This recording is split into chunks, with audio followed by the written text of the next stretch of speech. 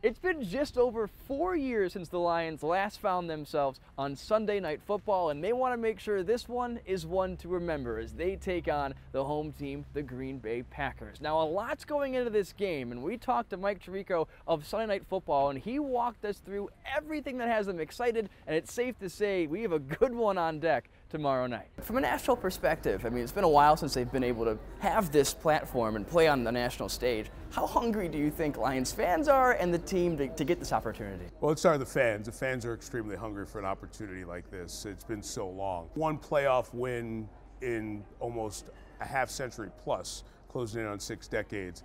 That defines hungry fans and a fan base. I think this team really fits the culture and the grit of the city. It's a very blue-collar team. It's being built like that. Their head coach is like that. And I think there's a real natural connection. So if this thing continues to go forward, no matter what happens, playoffs or not this year, I think this has been a very positive season for the Lions. And as you do your research into this game tomorrow night, what about this franchise, what about this team really attracts you, excites you? Well, it's an exciting offense. I think we all love to see good offense. And this is an offense that can put points on the board right away.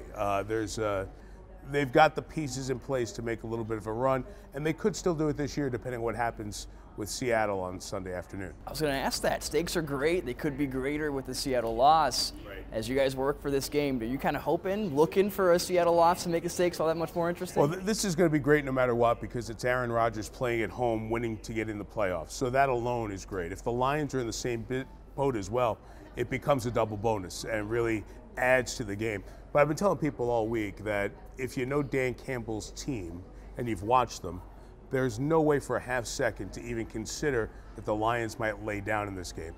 As a matter of fact, I would say that I think Lions fans might be just as happy knocking the Packers out of the playoffs as they would be making the playoffs and losing to a number 2 seed by 20 points next week. What do you think a win tomorrow night, whether the playoffs are on the line or not, would mean for this franchise moving forward? Oh, it would mean a ton because you can only try to get people's hopes up so often.